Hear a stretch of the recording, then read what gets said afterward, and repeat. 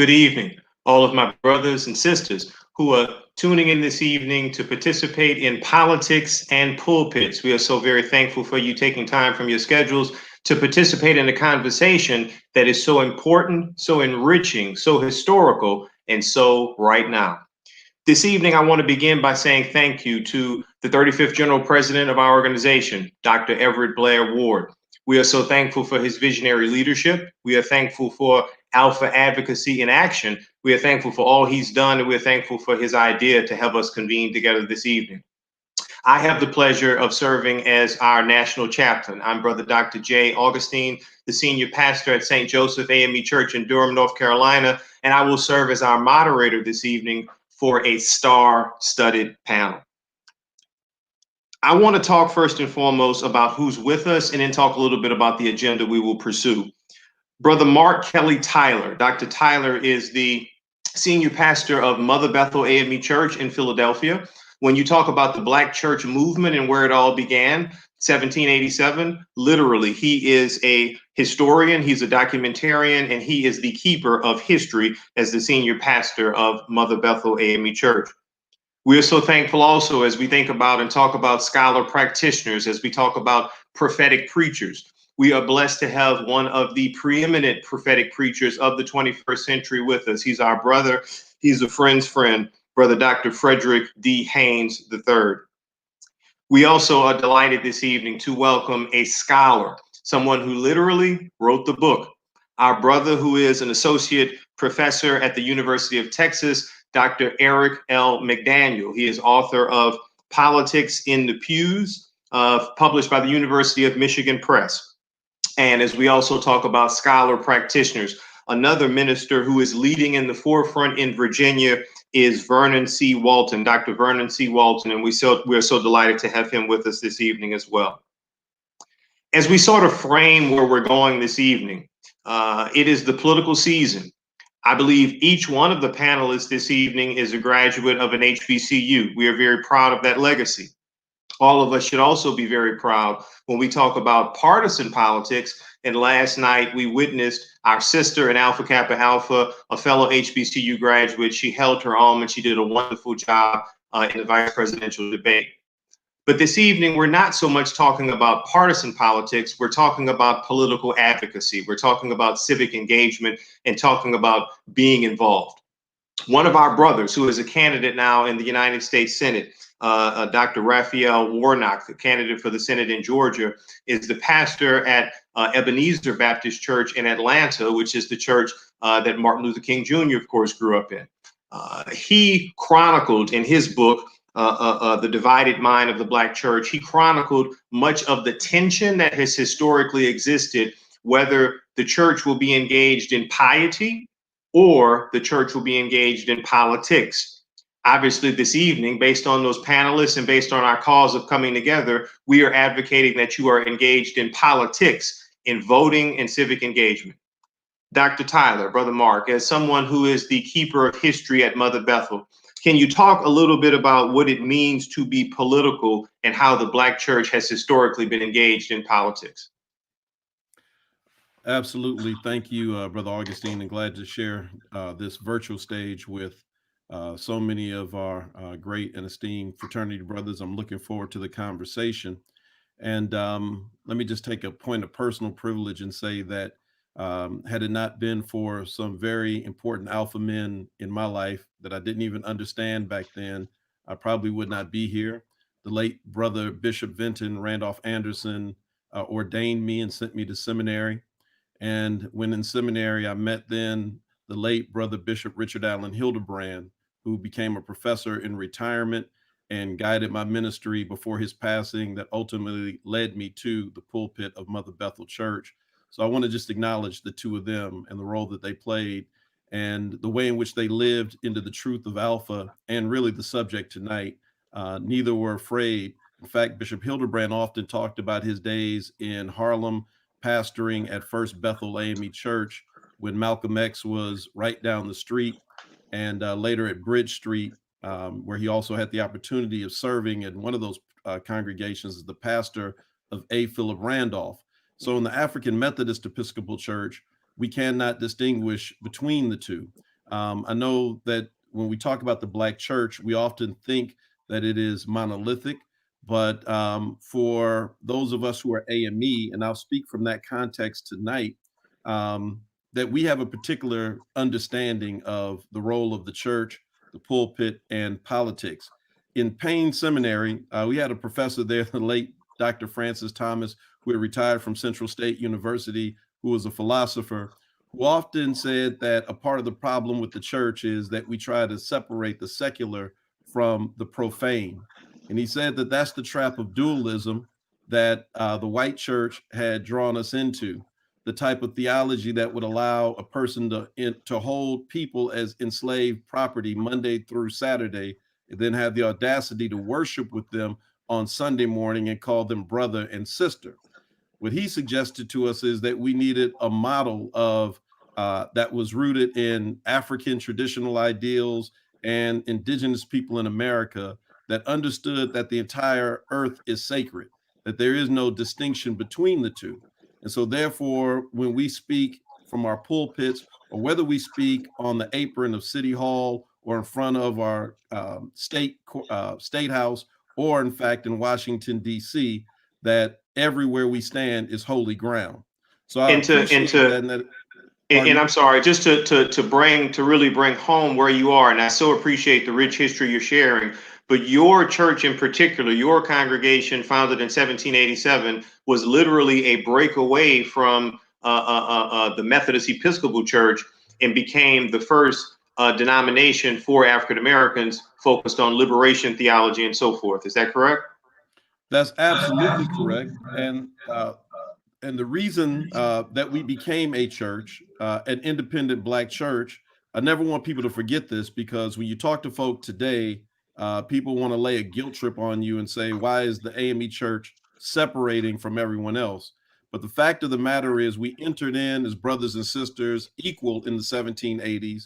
And then white members introduced segregated pews, not just in Philadelphia, but throughout the rest of the country. Richard Allen, having been enslaved and purchased his freedom, determined that he would not go back into second-class citizenship, and instead led an exodus out of that church. And from the very beginning, Reverend Jay, the church was involved in politics. One of Richard Allen's first sermons that got some notice was a eulogy that he preached on his own for George Washington's passing. And what he preached is that he tapped into George Washington freeing his slaves upon the death of Martha. And Allen tapped into that and said that would all slaveholders in America follow the example of George Washington. So from the very beginning, our pulpits in the AME church were utilized as places to speak to the political issues of the day. And I just want to say just quickly that that has never stopped. Richard Allen, if he had an opportunity to pledge, I would believe that he would have been an alpha, because he was certainly a servant of all. He was first of all, he transcended all. And his life, his model that he left is one that we have followed. Those who entered into the Underground Railroad followed his example. Those who fought in the Civil War. In fact, Mother Bethel opened its doors for Frederick Douglass to come and personally recruit Black soldiers from our congregation in our building. That was following Allen's example.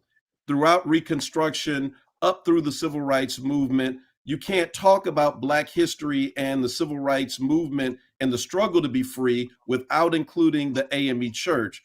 In Selma, Alabama, the march that crossed Edmund Pettus Bridge left Brown Chapel AME Church and organized in that building. In Memphis, where Dr. King was killed, we remember that he spoke in a Kojic church, but the marches for the sanitation workers all started and ended with the help of H. Ralph Jackson at an AME church. So that we have always been a part of this. It is a part of our legacy. It is who we are.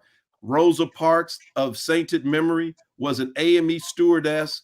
And I believe that when she sat down on that bus, that in a very true way, that she was thinking about Richard Allen standing up and walking out of St. George's.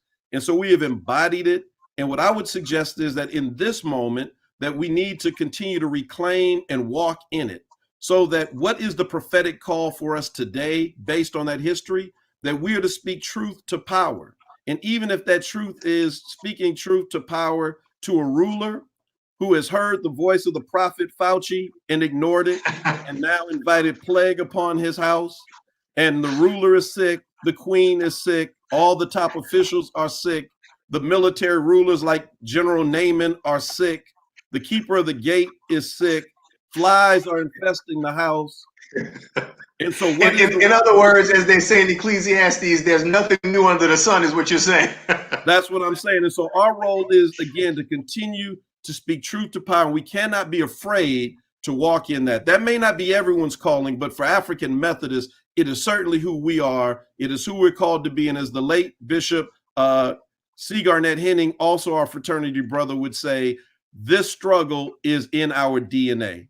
All right. All right. Now, you mentioned truth to power. That's a very popular expression. And as we think a little bit about AME ministers working ecumenically, working with those in other Christian communions, or communes rather, who are speaking truth to power, who are out front on civil rights, there is an expression about the preacher being a prophet and speaking prophetically. I would argue that one of the preeminent prophetic preachers of the 21st century is our brother, the senior minister at Friendship West Baptist Church in Dallas, Texas, Brother Dr. Freddie Haynes. Brother Freddie Haynes has had a global footprint. His church has been very engaged in social justice matters, not just domestically, but also rendering lots of aid in Africa. He's someone who has been out front.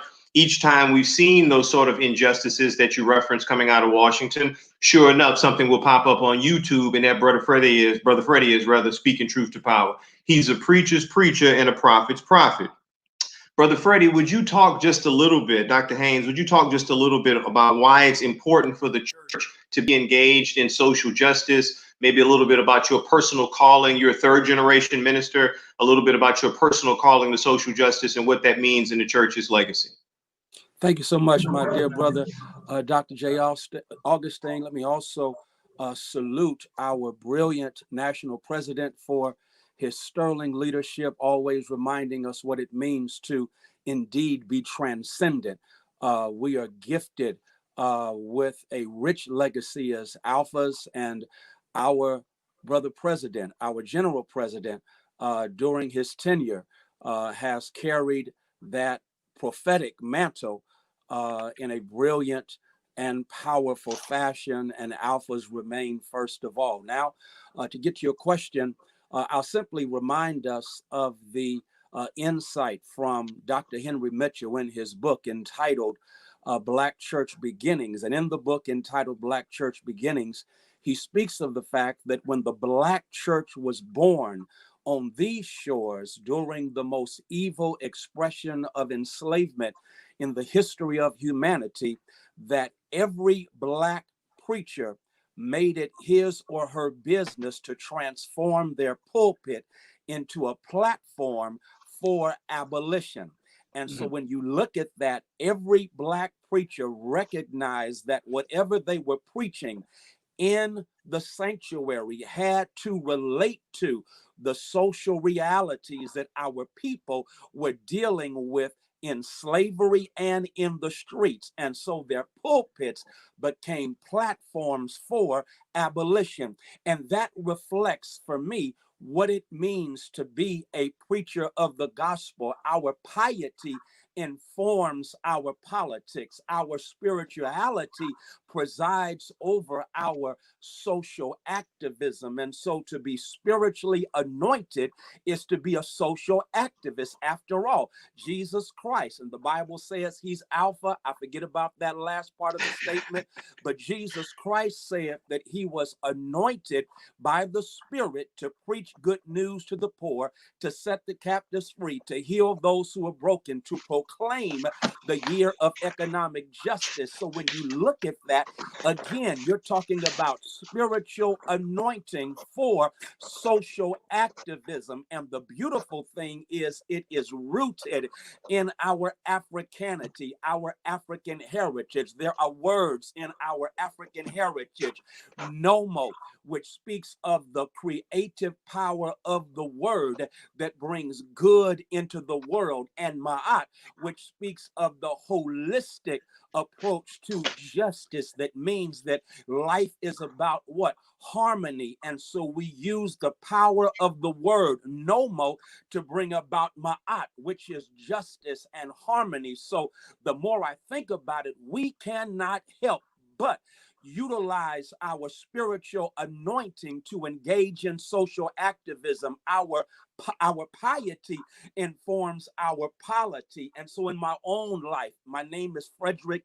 Douglass Haynes III. So I'm named for the silver-tongued orator of the abolitionist movement, that alpha himself, Frederick Douglass. And Frederick Douglass recognized that our faith has to have something to do with what's going on in the world around us. So for me to claim faith in the God above me, who lives within me, it must result in the kind of activism in the world around me, so I bring good into the world. And so we have to speak truth to power.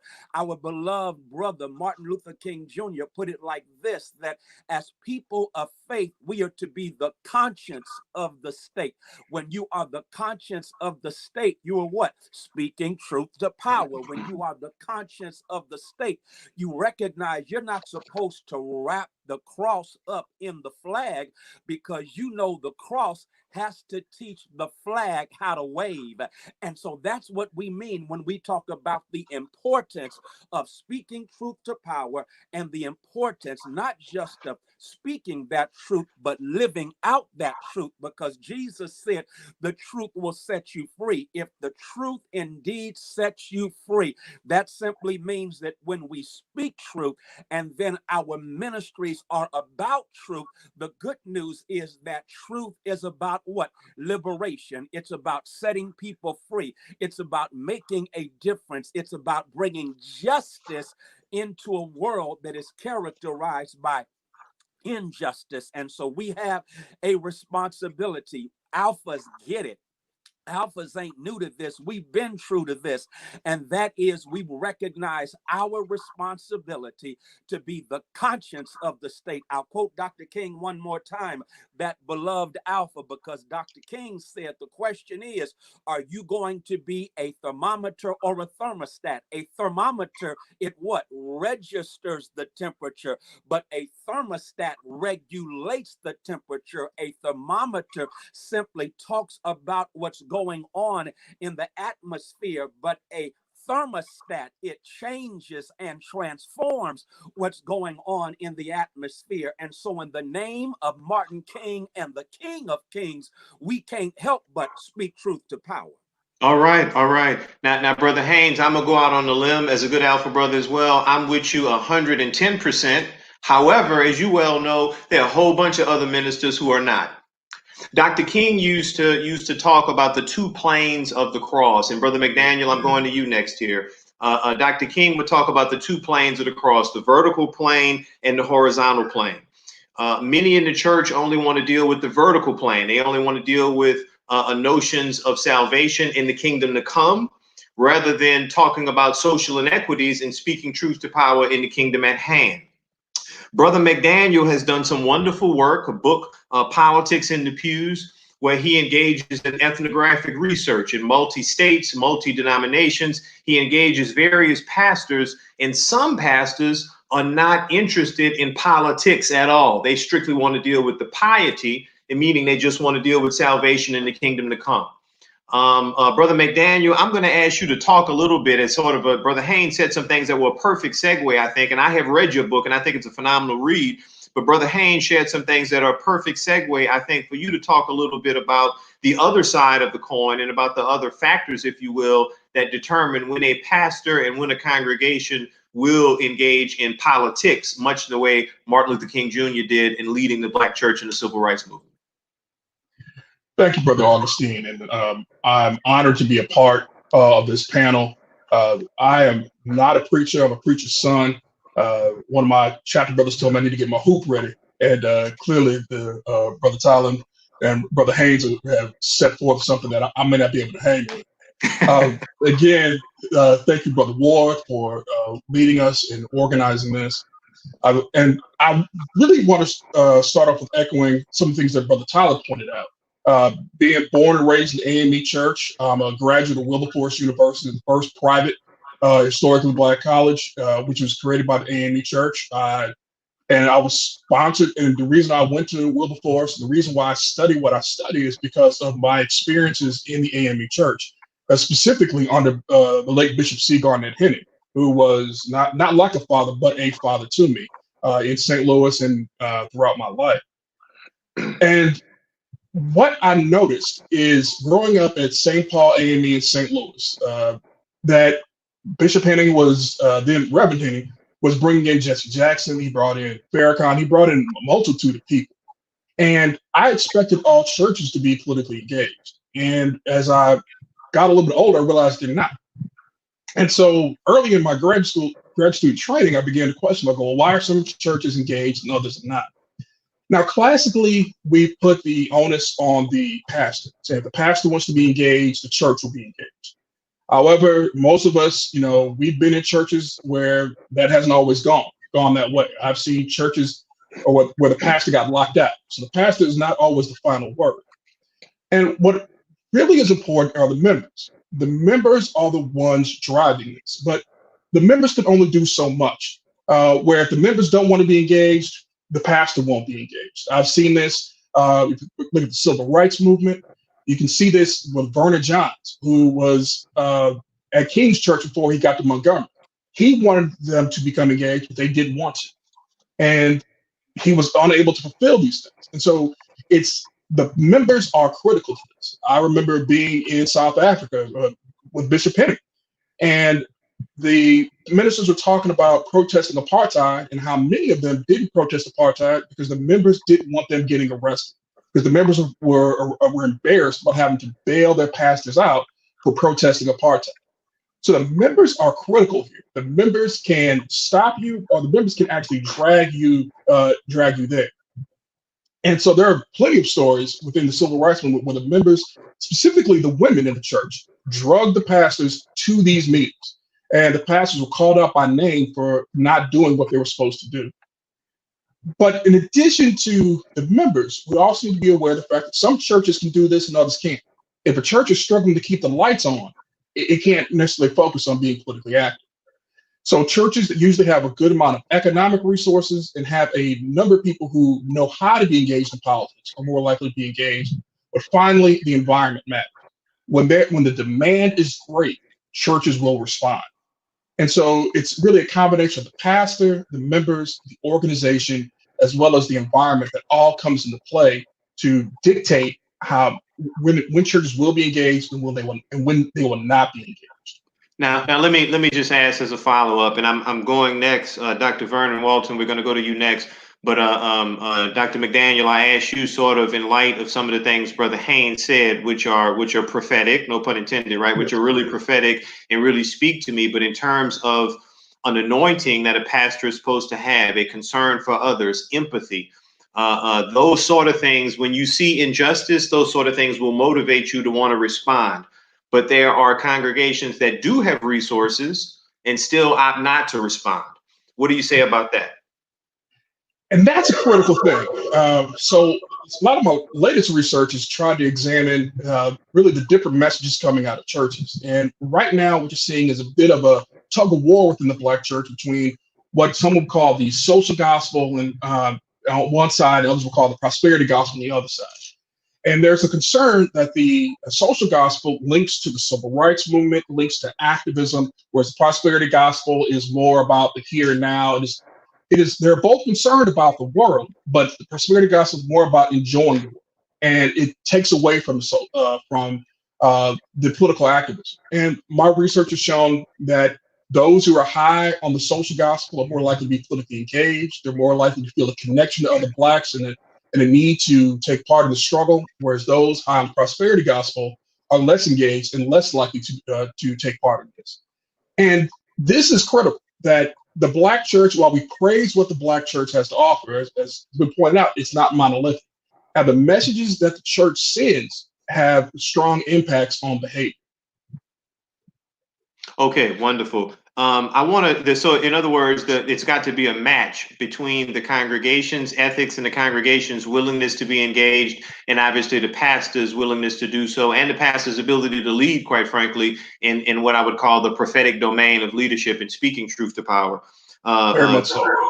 Okay, brother Walton, I want to pivot to you. You have done a wonderful job historically. The church you serve in Vienna, Virginia, major house. You and Brother Haynes, I hold out both of you as scholar practitioners exemplar, along with Brother Brother Tyler, who are really out front in terms of social justice ministries. You have found in Virginia a nice sweet spot where the congregation supports your ministry. You are engaged as a leader in the community. There's so many people in your church that hold community leadership positions, and not just limited to quote unquote civic leadership, but I mean political leadership as well. Can you talk a little bit about the importance of that balance of how the pastor leads and why it's important for a pastor to be engaged along with his or her congregation? Thank you so much, Brother Augustine, for this opportunity to share. Thank you, Brother President, as well, for providing this space. And I certainly want to, I'm honored to be able to share this platform with my other distinguished panelists. And I'm grateful that the Baptist community is represented, Brother Haynes. I had to get that in there. Let me just say, I think it's extremely important for pastors to be political. And being political does not mean that you have to be a politician. If a pastor takes his or her job seriously and uses the model that Jesus left for us, he or she cannot help but to be political. Our faith informs our politics. When you and I examine the ministry of Jesus at its core, there are political implications throughout the life and ministry of Jesus. Jesus spoke about feeding the hungry. He spoke about clothing the naked. He spoke about setting the captive free. Most preachers, unfortunately, most churches major in acts of compassion and minor in acts of justice. And these issues require us not just to make sure that people have food on the table for a day or a week, but to get to the systemic causes and root issues of how individuals are left in this predicament. Someone said earlier, our social reality begs for us, calls for us to be involved and engaged politically. The call that's placed upon our lives as pastors and preachers is a call to speak to all the dynamics of life. What sense does it make for us to see or watch somebody experience a great high on Sunday, but on Monday, their reality remains the same? And so our engagement in politics does not mean that we have to necessarily run for office, although there are many models where that has been effective. But engaging in politics simply suggests that we are engaging the process. Politics develops policy, and policy impacts all of our lives. Our engagement in politics is not about party, but our engagement in politics is about policy. And if we're really called to serve the people that we've been blessed with as pastors, as preachers, as prophetic voices, we have to not only engage in acts of compassion, but acts of justice. And the real manner in which we do that is to dig deep and to deal with issues that affect our lives, and that's by policy. All right. This is an excellent opening round. I'm going to ask Brother Justice if you can put us all up so everybody can be in interaction with one another, because I'd like to sort of facilitate conversation among us now. I want to go to back to Brother Walton, to Brother Haynes, and Brother Tyler. Brother Walton shared that it is important, I'm paraphrasing, it's important for the pastor to be involved in politics, but the pastor does not have to be a politician. The pastor does not have to run for office, so to speak. Some pastors do. I laud Brother Warnock, obviously, now for what he's doing in the Georgia Senate race.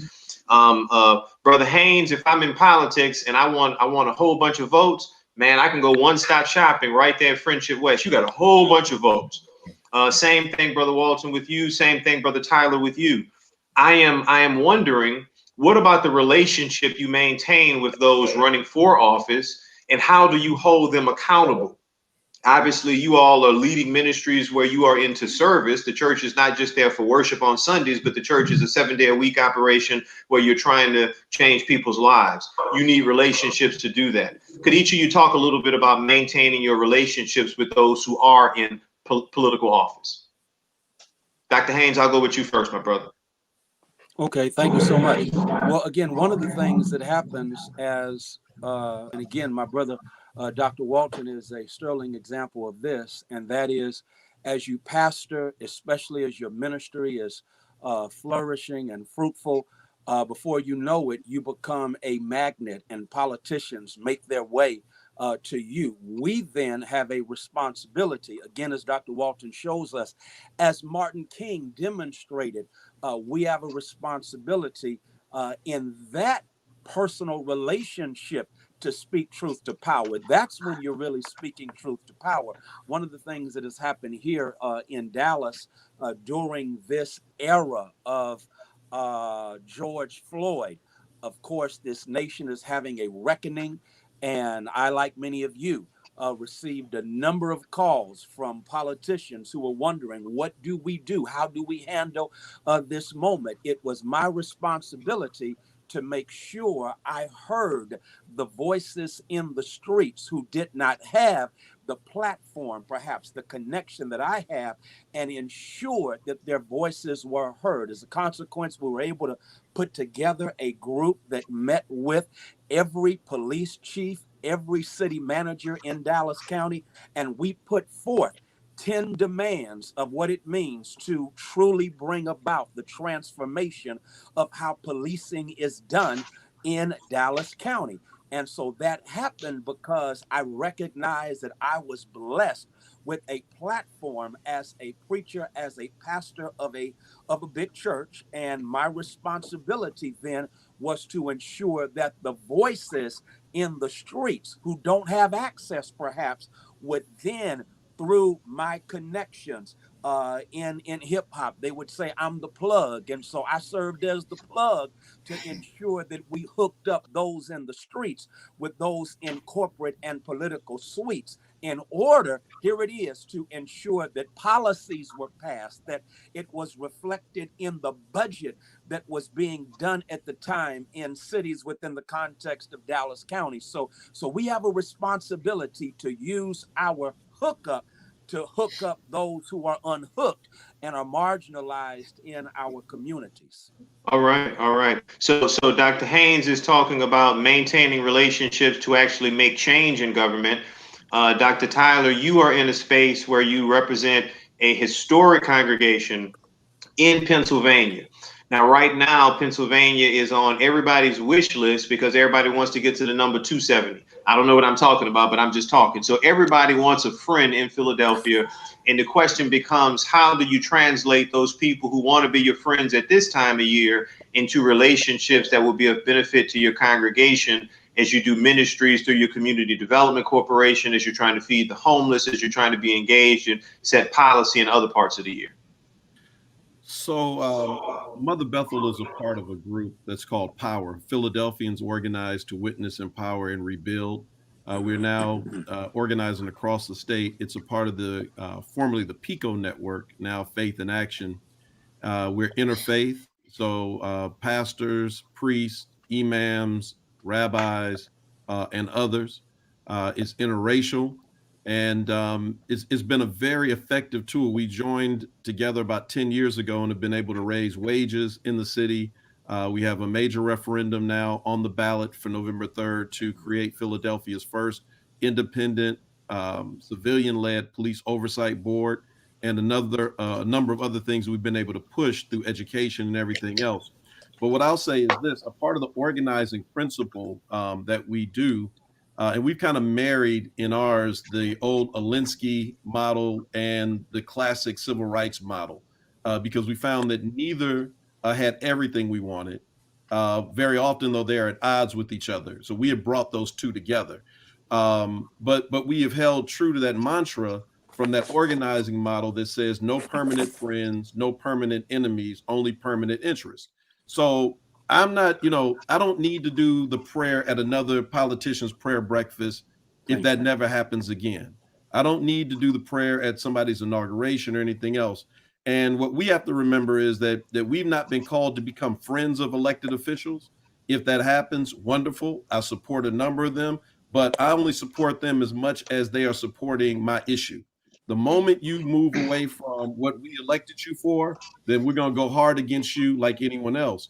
And so our group really kind of caused a stir when we started in Philly, because so often people like the mayor and everyone else expected the clergy to come in and be, in the words of my good friend Dwayne Royster, that nice little Christian or church group.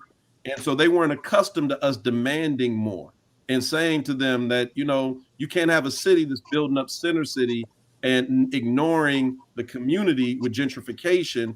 And we expect more from you, especially Black elected officials. So I'll stop it there. But again, I want to just say that, you know, it is not our responsibility to seek them.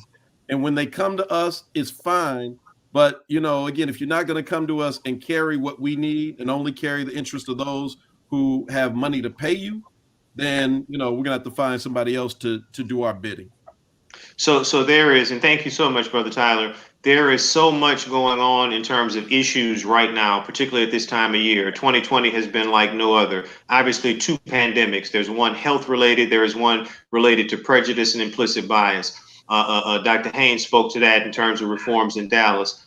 I want to pivot for a moment, Dr. Walton, Dr. McDaniel, if the two of you would talk a little bit about the 2020 election. What is the role really, as you foresee, of the church, the Black church in particular, in addressing those issues that are on the table here for the 2020 election? How should the church be engaged? The church cannot be afraid to encourage people to vote. The church cannot be afraid to lift the issues that are on the table for this election. The church cannot be afraid to use its voice and to raise it loud. I think sometimes, you know, very often we are afraid of our status that as relates to the IRS. But if we're talking about the issues, we don't have to tell people who to vote for, because once we speak to the issues, they will speak for themselves. Right. And I think if we have to do all that we can to help people understand the importance of the census, the importance of voting, and if we raise the issues, you know, the candidates will speak for themselves. Brother McDaniel? Echoing what Brother Walton stated, yes, they need to make sure people turn out to vote. If you think about the Souls to the Polls, which you were taking part in North Carolina, one of the biggest problems with the 2016 election is people didn't turn out. And if you saw just basically like a 10% increase, we would have had a completely different outcome. And I think the churches should also be engaged, not just in focusing on national politics, but local politics. If you want to be able to explain why the police behave this way. So again, what Brother Haynes pointed out, this is local level politics. They need to understand who's on their school board. They need to understand who's on their city council, who's negotiating with the police chief. They need, but also think about issues like environmental justice. Why is it that the dumps are put in your neighborhood and not somebody else's neighborhood? Why is your water quality lower than the other person? And a lot of that is based on who we vote for. And this requires a lot of work out of the church. But if they work together, this can be accomplished. And I think 2020 is really a wake-up call for those who are now ignored social justice, but realize, no, there's something that needs to be done. And, you know, when it comes to social justice, it's not a contribution, it's a commitment. And I think a lot of people learn the hard way that you must be committed to this in order to achieve the goals you want to achieve. Hey, Brother Jay, can I just say one word? Brother Jay, thank you. So Brother McDaniel pointed something out that's really important. Many of us are living in blue cities in red states. And what is happening is because we feel there's a need to vote blue no matter what nationally, that means that we let anything slide in the city. In Philadelphia, we have one Republican city council member out of the 17, but very often the council moves in a way that is anti-Black, even though the majority of council is Black. And that is not just in Philadelphia, that's across the country. So I'm suggesting that we need a model that has an approach that has some nuance to it, that understands how we have to vote differently locally.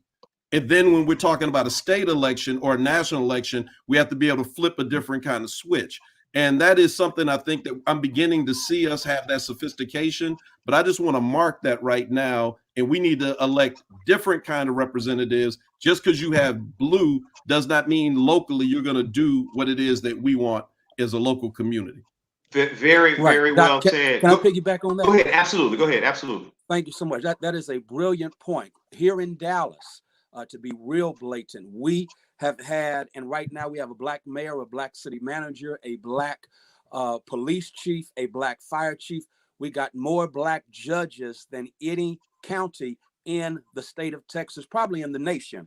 And so we have Black faces in high places, but they're presiding over systems of white supremacy. And so one of the things that we must do, especially as those of us who have a prophetic witness, is develop a theology of justice that in a sophisticated way analyzes systems. Because I don't care if you put a Black face in these high places, but they simply go in to be transactional and not transformational. The sad reality is you're going to have even more frustration. One of the things that has gone down here recently in Dallas is, again, Black police chief. But the bottom line is we had a Black police chief who was trying to hold on to some of the systems of white supremacy. And it reached a point where activists in the community came to me and said, we might as well have someone white in place, because at least we could go after them and not feel so bad. And so I think it's very important now as and I want to thank Brother Tyler for that brilliant statement, because we now have a responsibility to be so sophisticated in our critique and in our analysis that we move beyond personalities to looking at systems. And when you unpack systems, then you have the prophetic vision to reimagine what systems ought to look like so that they indeed benefit us instead of breaking us. All right, you all are on point and then some. But let me go back for a moment to a point Brother McDaniel made. That is before you get to the level of depth that Brother Tyler and Brother Haynes are addressing. Brother McDaniel made a point about a lack of engagement, period. In 2016, when people were not engaged. So I want to ask the question and tee it up like this. As we think about all that has happened in 2020, as we call a roll with names like Breonna Taylor, like Ahmaud Arbery, like Jacob Blake, when the roll goes on, when we think about all that has happened with the mismanagement of the country's resources in terms of COVID-19, did it take all that for us to be re-engaged? Let me explain to you what I mean. There is an expression, and I am truly preaching to the choir here, right? There's an old expression that you all have heard about the preacher preaching with the Bible in one hand and the newspaper in the other. Meaning, if the word is to make sense, if it's to be relevant in people's lives, it's got to be relatable to what's going on in the world. If there's anything I will say about the presidency of Barack Obama, it was wonderful for Black America. If there's anything I will say about the presidency of Barack Obama, in some regards, it was bad for Black America. If you understand what I'm trying to say, we did a Rip Van Winkle. Ooh, we went to sleep. Should we be in this position now? Can we talk a little bit about why it's important across the board for the pastor to always motivate the church members to be engaged in the body politic? Brother Walton? I'm sorry. Go ahead, Brother McGann. Go ahead. So, I mean, the fact that you mentioned Rip Van Winkle makes me think of, our brother, Dr. Martin Luther King, who had a sermon about sleeping through a revolution. And I think that's one of the things that we've seen. And I also agree with what you said about the election of President Obama. The thing about the election is everybody thought, okay, he's in office, it's great. No, getting him into office was the easy part. Getting the things we want to get accomplished was the hard part. And so just because we had a Black president doesn't mean we stop protesting. It doesn't mean we stop voting. It means you put even more pressure because this person says he's going to represent you, and you put his feet to the fire to get these things done. And I think this is something that's critical, that needs to be taken up, that needs to be understood in the pulpit every Sunday. Not tell people whom to vote for, but you must be engaged. That this is your world. This is, we look at Christian doctrine. This is what we've been called to do: is to engage this world, to make this world a better place. And Christianity grew because they engaged this world. And be truthful, as Black folks, we don't have the luxury of just saying, let's just preach and think about going otherworldly.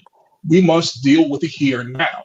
And anyone who encourages that type of activity is doing, I would say, not only a political disservice, but also a spiritual disservice to the members, because it is what you do for your brother that is a symbol of who you are and what you will become. Let me roll this in. Thank you so much for that, Brother McDaniel. Let me roll this into you all as a panel. One of the questions we have really speaks to the statement you just made, Brother McDaniel. And when that question is, what do you say to pastors that discourage their membership from being politically engaged? I sort of went, after Brother Haynes gave his opening statements, I went in the opposite direction, because there's a whole school of thought that says we don't get involved in the issues at hand. We only deal in the kingdom to come. So what do you say to those ministers that say, look, I'm in this world, but I'm not of this world. I just want to talk about Jesus? What do you say in response to that? Brother Augustine, I don't know what I say to the pastor, but I say to the member, find a new church. It's time for a new place. Again, I go back to my original point. You just can't make me shout on Sunday and not help me deal with the realities of Monday through Friday. And my faith informs my politics. And so you've got to help me to find some synergy between the two. I want to also make this point. We, as it relates to President Obama, yes, we celebrated when President Obama was elected. And you're right, many of us went to sleep. One of the challenges we have as churches and pastors is to help people remain engaged beyond the election point, beyond the election date. That's why it's important for us to have social justice ministries. One of the things that I've done at First Baptist is form a faith in action movement, which is not just members of our church, but it's open to members of the community.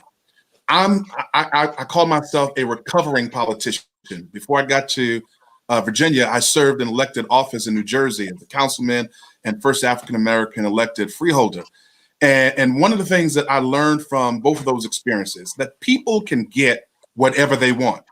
And the reason why people don't get what they want is because they don't engage their politicians. They don't engage their elected officials. No elected official wants to see a full boardroom. No elected official wants their phones blowing up.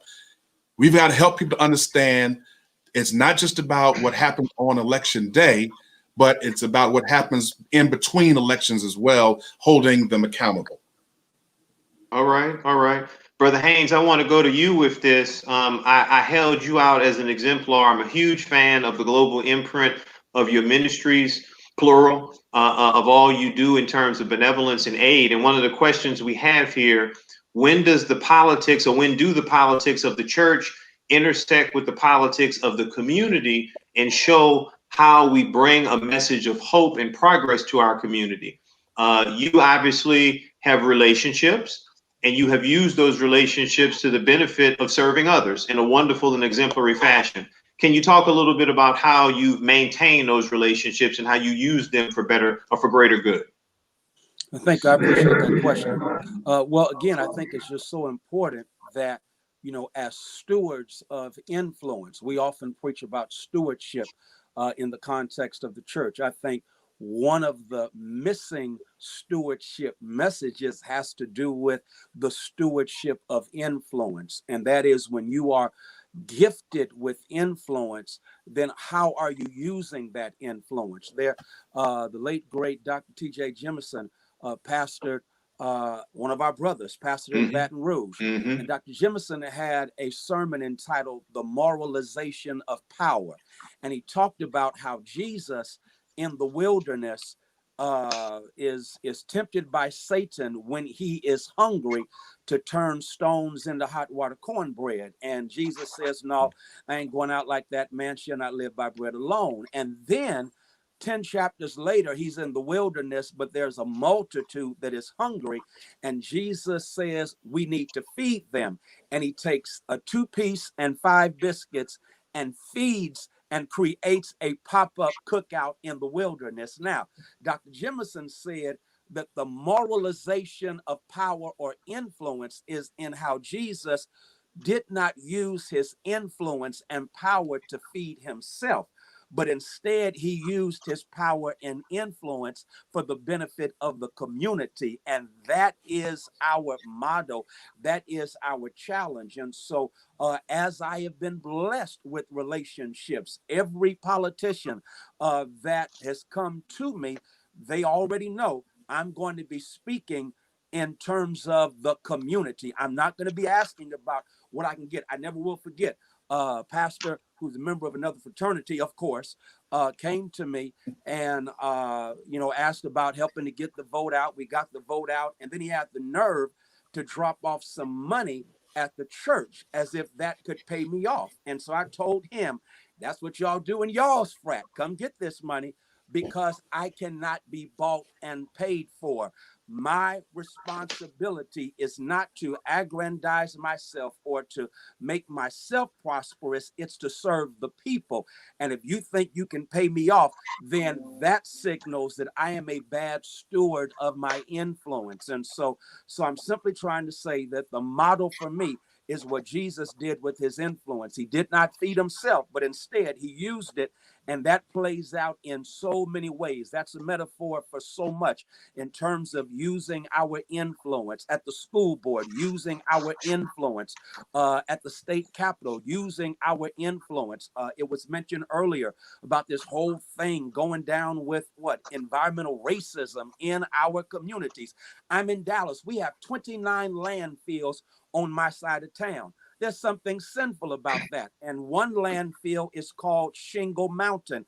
It's a 10-story high mountain, literally, of shingles from rooftops in homes. And so I discovered that it was located next to a Black neighborhood.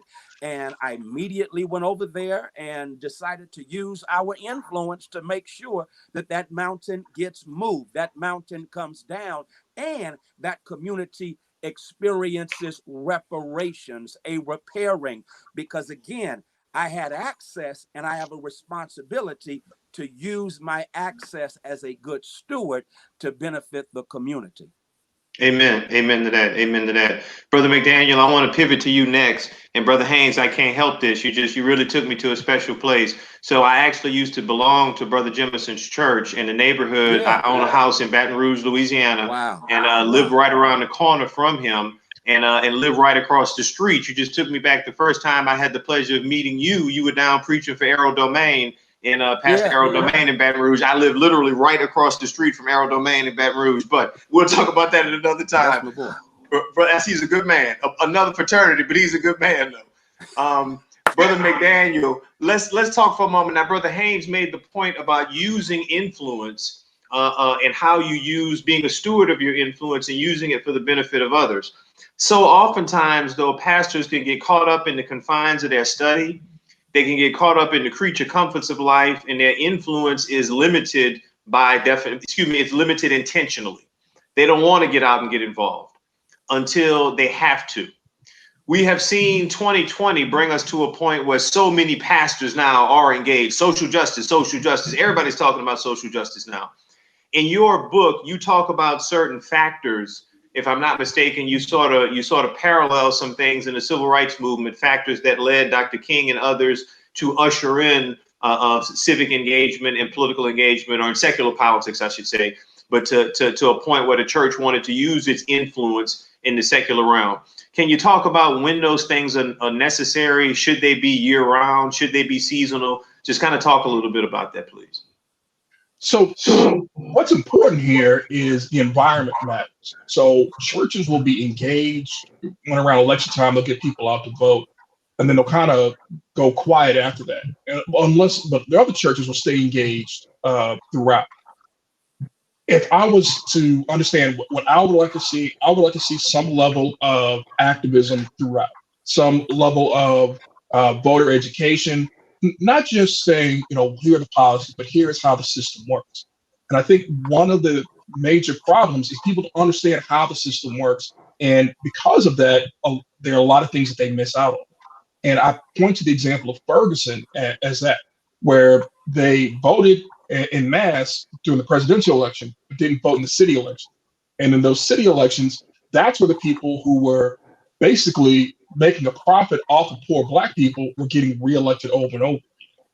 And so there is an importance for, when you're taking care of the spiritual soul, you're taking care of the spirit, it's something you do year round, you're doing all the time.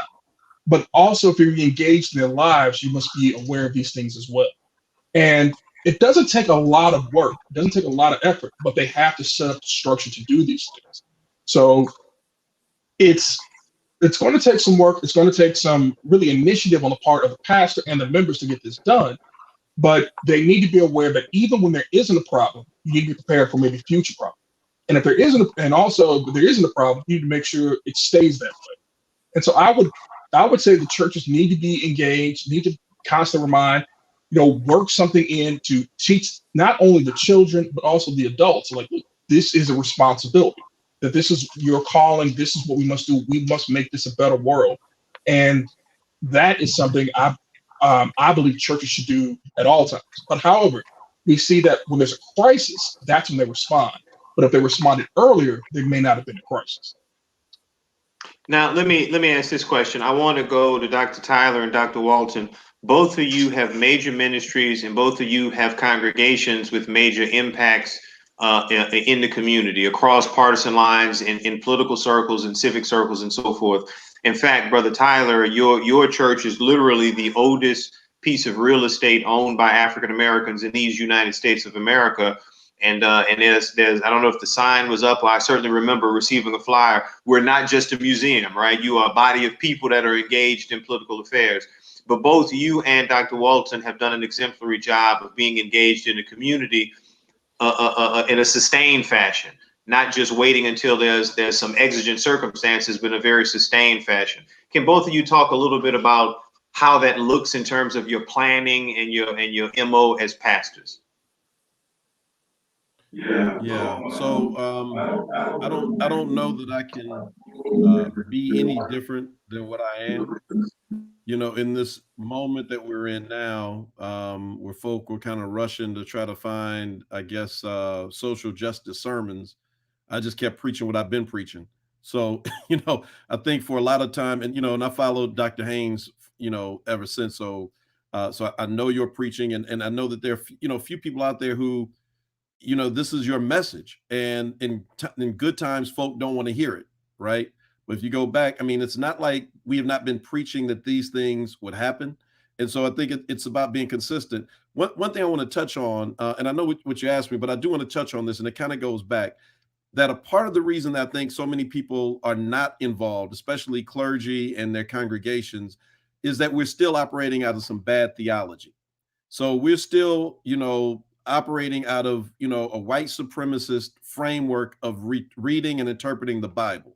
So when people tell you that as a preacher, you shouldn't be involved in politics, and they're saying that as a Christian, then I have to question what Bible you got that from, because the Bible is one of the most political documents that you can find.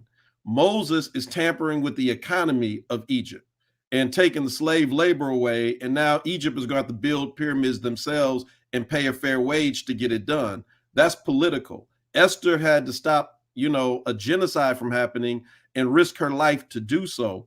And by the way, they don't hang you on a cross and kill you for preaching a prosperity gospel. So the Bible itself is a political document. And so for the people who tell us that we're out of our place, they're not reading the same book, and they're certainly not interpreting it the same way. So when we work with, new clergy who are coming into this organizing work, who are kind of fearful about how they, have to share this with their members because they don't want to get put out on a Sunday or a Saturday, depending on when they worship, it is starting there and replacing, what we've been taught, which is wrong, with something that is liberating, freeing, that's in the spirit of Henry McNeil Turner, James Cone, and all of those great theologians, Renita Weems, and so many others. So I just want to say that we've got to address that part.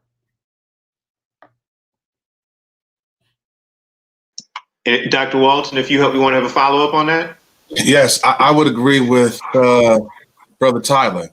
My understanding of the biblical text, my understanding of ministry was formed by many mentors, many heroes. And I grew up, in the National Baptist Convention. I don't say this just because Dr. Haynes is on here, but I grew up listening to Dr. Haynes. I grew up listening to, Dr. W. Franklin Richardson, Dr. Perkins, my pastor, Dr. Greg Jackson, and as I listened to these gentlemen, they helped to inform my hermeneutic. Justice has always been a part of who I am. And so this is not new in terms of this particular crisis in this moment in time. Just recently, I was on a panel with some other pastors, and one in particular pastored a multicultural congregation. And we were having this dialogue about sermons and particularly speaking to social issues. And an African-American pastor literally made the statement that he does not preach on issues of justice because that is not what he sees in the Bible. And I said to him, I couldn't let the statement pass. I had to respond by saying, I cannot read a text and not have an understanding of what God is saying as relates to justice. It's just who I am, and I believe who we are as a result of our social reality. So it's important for us to continue. So there is a book I'm actually reading now, which speaks really to what comments that both of you just made, both you meaning Dr. Walton, Dr. Tyler.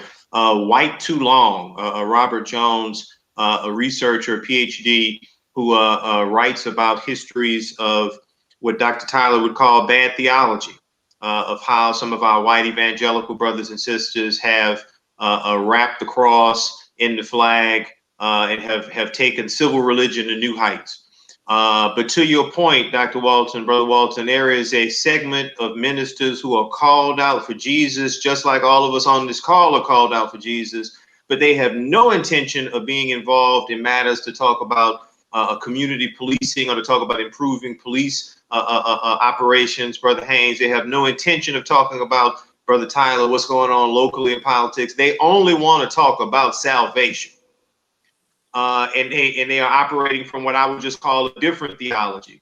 We know when you look back at the history of political engagement with white evangelicals, there was a bait and switch. There was a Richard Nixon Southern strategy, which engaged them heavily in the wake of the civil rights movement. We know Ronald Reagan really solidified that relationship with the, you can't endorse me, but I endorse you. And we know that there has been a firm marriage there. And it has primarily been united around an issue of piety opposed to politics, but rapid politics of overturning Roe v. Wade. And these are some good Christian people who just believe it's wrong to have a woman with a right to choose. We don't have to go down that tangent, but I'm only using that illustratively, the example to flesh out that there is a whole other segment of folks who are just as religious as we are, but don't want to get involved in the kingdom at hand. They only want to talk about the kingdom to come. What are you all saying in response to that? Go ahead. I teed it up for anybody. Somebody take it. Somebody. Hey, well, the old expression is sometimes you can be so heavenly bound that earthly good. And that is, I think, oftentimes ultimately what happens. And so we have to continue to challenge people. The reason that we have to be involved in the political life of our city and our state and our government is, first of all, the tax dollars that pay for all those things come from the people in our pews. And the political process, until we find another way to direct where funding goes for public schools and how much this district gets versus this district. In Philadelphia, right across the street from City Avenue, you cross over to the main line, and there's a $10,000 per pupil difference per year. Right. So the communities that have more money to begin with get more money for their children, and the district that is the poorest. We are the poorest big city in America. 26 to 27% of the people live under the poverty line in Philadelphia, and the students then get $10,000 less. And we wonder why in Philadelphia homicides are up, why crime is up, and everything else is up, because we have not invested, right? So where does the money come from? It comes from political decisions. It comes from tax decisions. So until we find another way to do it, we have to engage in that process, because we have to care for our members. If we love their soul, then we have to love their body as well and ensure that they have a good roof over their head. Like Dr. Haynes said, it is also about dealing with issues of climate justice, as we call it here in Philadelphia, and making sure that we have clean air to breathe. The rates of asthma in the Black community is not an accident. We're not more prone to it. It's that we have continued to be forced into areas that are toxic wastelands, and as a result, it impacts our health as well. So again, we have to be involved in politics, because that's where the resources are turned on and turned off. And I'll just piggyback on that by saying, and in so doing, what Brother Walton and Tyler were saying earlier that's so profound, is we have to really flush out of our theological system the bad white supremacist theology, because Renita Weems puts it like this. She says that really white evangelicalism has just become a covering for white supremacy, and that it baptizes white supremacy. So Brother Jay, you were very generous in terms of saying, people are different. They may be demonic, because it's very demonic when you allow your racism to so color your Christianity that you are in bed with oppression and you are in bed with oppressors, and you lift up the concept of law and order, not recognizing that law and order without truth and justice is fascism. And so that for me is a theology that is toxic. And when Black people, Black preachers take on toxic white supremacist theology, it inevitably poisons our psychology. And we have nothing to say about what the sociology that again limits our lifespan and opportunities. I really appreciate what was just said about the whole concept of money being spent, Brother Tyler, in Philadelphia. I'm in Dallas. And in Dallas, here in Dallas, what was the buckle of the Bible Belt back when folk were going to church? But here in Dallas, you can live in one community, looks like us, and 10 minutes from that community, the life expectancy is 85. But then 10 minutes south in our community, the life expectancy is 65. The 20-year difference in life expectancy ain't got nothing to do with my spirituality. It has nothing to do with my piety. It has everything to do with the social conditions that my people are forced to live in. And so as a consequence, any preacher that's talking about, well, I ain't getting in that stuff. Well, my question is, what do you do when Jesus says the thief comes to steal, kill, and destroy, and I've come that you might have life and have it more abundantly?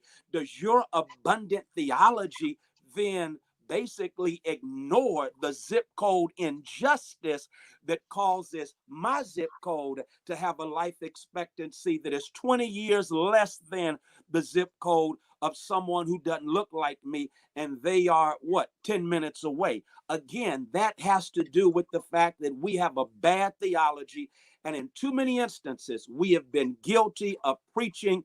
We have Jesse Jackson puts it like this, even though he's a Q. He says that we have Martin Luther King Jr.'s picture in our library and office, but then we go preach like Billy Graham in the pulpit. So that means we're preaching a white Jesus to Black people, and we are poisoning them in the name of Jesus, because our theology has been fed to us by the John MacArthurs of the world. And I call him out because John MacArthur would say about the preaching of Vernon Walton and the preaching of Mark Tyler and the brilliance of Dr. McDaniel and Dr. J, he would simply say that we are heretics.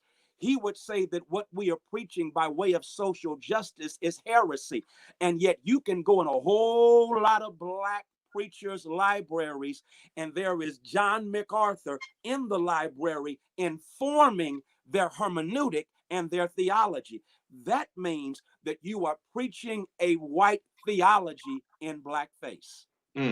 So I'm a heretic. I'm guilty as charged. But let me ask this question. When do you stand up to the oppressor? Dr. McDaniel, I want to come back to you because there's certain factors, of course, that factors of consideration of when the preacher says, okay, regardless of who's been influencing my theology, there is a moral issue here. And as I use that term moral, the person I think about, quite frankly, I hold up Brother Haynes as a preeminent example of a 21st century prophetic preacher. But another person I hold up is our fraternity brother, the Reverend Dr. William J. Barber II. Barber is always talking about the moral issues. Barber is someone who is willing to go to jail to stand up to the oppression of a Mitch McConnell and those like Mitch McConnell, much in the same way Martin Luther King Jr. was willing to go to jail to stand up for the oppressive nature of Bull Connor. When does the preacher say, I got to leave pie in the sky alone and I've got to deal with stuff on the ground here? Brother McDaniel, what sort of factors come into play and influence a social hermeneutic like that? I think one of the things, kind of going along with what Brother Tyler and Brother Haynes have said, is one of the classic things or classic separations you see between the white church and Black churches. And this is kind of an op-ed that I wrote this summer, is basically, are we talking about the God of justice or the God of justification? And one of the things when we think about the Black church and when the prophetic voice comes out is they focus on the God of justice. And the argument about love your neighbor, and a lot of people try to pull this out about King talking about love.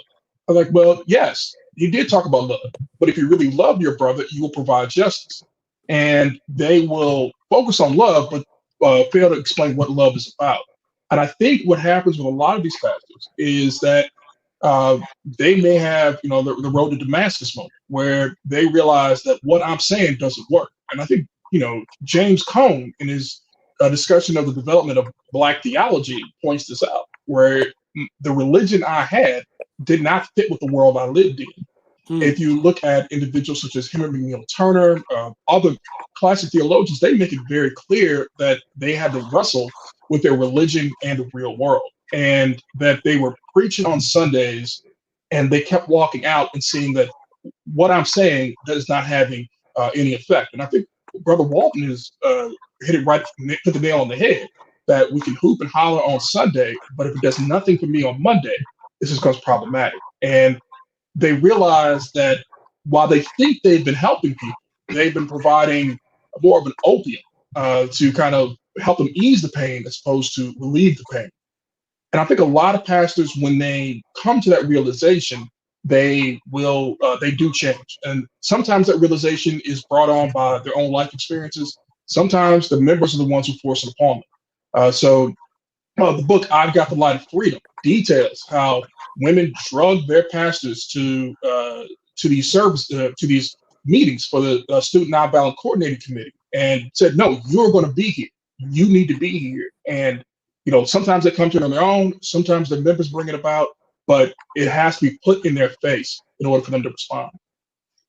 I want to pivot us as time is winding down, and I want each of you to have 2.5 minutes, if you will, before Brother Ward comes and makes closing statements to close us out. And if you'd like to say something about the importance of people being engaged in politics and voting, the church being engaged, I certainly invite you to do so. And I want to frame my request in this regard. A book I read some years ago, two of my professors at Duke, Stanley Harawas and Will Willimon, wrote Resident Aliens, and sort of a play on one of the verses from Philippians. I'm in this world, but I'm not of this world. I'm playing on that. I'm in this world, but I'm not of this world. Meaning we can be so saved, sanctified, filled with the Holy Ghost, that the other stuff around us does not matter. And as we know, there are a whole bunch of Christians who do operate in that realm. In closing, could you all make a final statement, if you will, about the importance of people of faith being involved in secular politics? And Brother Haynes and then Brother Tyler, if you all will start. Okay, thank you so much. And brother, Dr. J, the real Dr. J, thank you so much for pulling this together. Your vision is absolutely wonderful. And of course, it reflects the vision of our great GP, who we just thank God for. I'll simply say this. One of the things I hope that we will reclaim is our Africanity, because it's the whole European, Greco-European notion that separates what? The secular from the spiritual, the social from the sacred.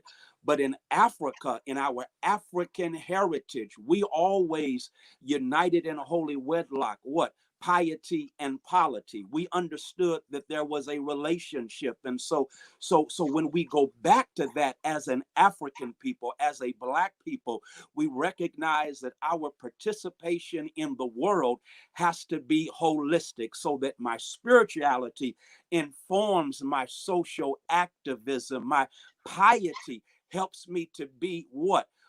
Political in a way that demands justice. And so one of the things that we have to get over, and that is the understanding of the gospel, and that is the gospel when we talk about salvation. I'll quote a white boy, since some folk don't believe it till white people say it. Walter Brueggemann said that when you look at the word gospel, it had to do with concrete deliverance from a situation of oppression. Isaiah 52, verse 7, how beautiful are the feet of those who bring the gospel from afar. That came from runners at the front lines of a battle between Babylon and Persia. Babylon was oppressing and had made captive the people of God.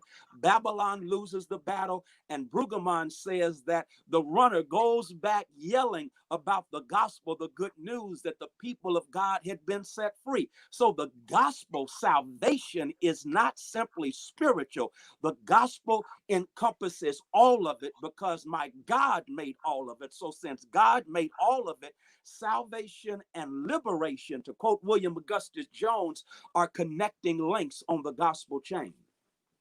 All right. Thank you. Thank you so much, Brother Haynes. Brother Tyler? Yeah, listen, let me also acknowledge our general president, which I failed to do at the opening, and to our chaplain, my AME frat brother, Reverend Augustine. Always a great job. Glad to be. I'm glad to be on this panel, and I want to thank my brothers here, and I'm going to follow up with you, Brother McDaniel, on that Bishop Henning connection, and Brother Walton on that New Jersey connection. I used to pastor in Camden. And Dr. Haynes, always, again, just, you're one of my heroes. And so thank you so much. Let me just end with this, that, there's a lot of talk about what's going to happen on November the 4th after the election. And what we cannot do is we cannot get caught up in the fear, because if we continue to preach fear of what will happen beyond it, it will paralyze people, and people will not act when they can. What we have to do is remember that it is incumbent upon us to do whatever we have to do. I saw a 102-year-old woman in full PPE and an entire hazmat suit going to drop her ballot off in a mailbox. And so if that's what it takes, because she wanted to honor the commitment of our ancestors, and so if that's what it takes, that's what we have to do. I'm reminded of the parable that Jesus said about what you ought to do and when you ought to pray and not give up. And I think it fits this moment. I don't know if she was an AKA, a Delta, a Zeta, or an SG Rho, but a woman had an issue that could not get resolved, and she wanted justice. And she kept going back to the judge, and he was a mean judge. He was a lot like the state attorney general in Kentucky that refused to give them justice. And she continued to go back over and over and over until finally he gave her justice, not because he wanted to or because he believed in the just cause that she had, but because she wore him out. And so I say that we need to live into the words of Ella Baker, that we who believe in freedom cannot rest until it comes. And so let's keep walking, keep marching, keep fighting, that we have not come this far to turn back now. So Reverend Jay, thank you. And as always, as alphas, we know that we've not been called to be in the back, but been called to be in the front. So let's take our place. All right. Thank you. Thank you so much, Brother Mark. Brother Vernon, and then Brother Eric, if you all will close this out before we hear from the General President. Thank you again, Brother Augustine, and to all of my distinguished panelists. I've just enjoyed this experience and honored to spend this time with you. I will close by encouraging any pastor who's listening to get involved. I would encourage any member whose pastor is not engaged to encourage your pastor to get involved, and also give your pastor freedom and flexibility to be able to use his or her voice. And that might mean that make sure that they can depend solely on the resources from the church. That's a whole nother conversation. But you want to give them that freedom and flexibility to use their voice. I also want to say this: if pastors don't get engaged, 2020, we're forced out of our sanctuaries because of the pandemic. If you don't use your voice, you'll look around and your entire neighborhood will be gentrified, and you won't have any members in that community. That's why it's important to use your voice. Lastly, I would just say this: as I've said earlier, let's not just major in acts of compassion. Let's major likewise in acts of justice. Politics leads to policy. Policy impacts our daily, everyday lives. We don't want to just shout people on Sunday, but we want to make sure that people are empowered to live, to be economically strong, to have health care, to have the capability and access to educational resources. And that only happens by our engagement through public policy. Let's work to make it happen. All right. Thank you so much. Thank you, Dr. Walter. Dr. McDaniel, Brother McDaniel, if you'll close us out. Well, thank you again, Brother Augustine and Brother Ward, for convening this. This is a great opportunity. Being among these esteemed pastors. So I'm the son of a preacher. I fell asleep in church a lot, but I did learn a lot. It kind of sunk in. And one of the things that I think about is the classic hymn. They said, "I've seen the lightning flashing, I've heard the thunder roll, I've felt the sin breakers dashing, trying to conquer my soul. I've heard the voice of Jesus telling me still to fight on, promise never to leave me alone." And I think what we have to do is let these people know they're not alone, that the church has to be there. The pastors will be there. The members need to be there. And then again, with another classic gospel song, 99.5% won't do. We have to put in 100%. We have to get there. And, again, as I said, it's not a contribution. It's a commitment. All right. All right. Thank you so much. Thank you all so much. Let me just pause and give each of you a round of applause. Thank you for allowing me to facilitate this panel, because you all have been so enriching. And now, as we prepare to close, we want to bring back our leader. We thank God for the vision and for the visionary leadership of Alpha's 35th General President, Brother Dr. Everett Blair Ward. You still muted, Brother Ward. Brothers, thank you so much for an outstanding evening. I've sat here and I kept notes, and the message is clear. We live in blue cities and red states, and we must fight against zip codes of injustice, and we must be engaged in local politics, federal politics. And if we aren't careful, and if we sit silent when the pandemic is over and gentrification surrounds our churches, we may not be where we are today. And justice anywhere, injustice anywhere is a threat to justice everywhere. But I'm reminded, listening to all of you, in those words in Isaiah where they ask the question, "Whom shall I send?"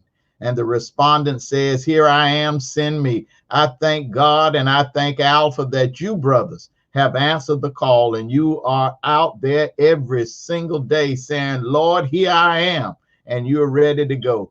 Thank you for this evening. It only says to me that there are alphas in the pulpits, and we've got to bring some others with us. And on November the 3rd, we are going to march like we've never marched before. And so when the moral majority says and is silent, the righteous will say there is a voice. in Gilead to heal the sin-sick soul. And there is where we shall be. Brothers, thank you. Let us keep marching. And Brother Augustine, thank you for your leadership. And Brother Walton, Brother McDaniel, Brother Haynes, and Brother Tyler, thank you for what you do every single day on behalf of our people, not for today, but for tomorrow and for generations to come. And I shall never forget that we can't preach white theology in a black face. We've got to preach truth to power in an Afrocentric, socialization environment that celebrates who we are as a people. Thank you so much, brothers. And let's just keep moving onward and upward always. Thank you.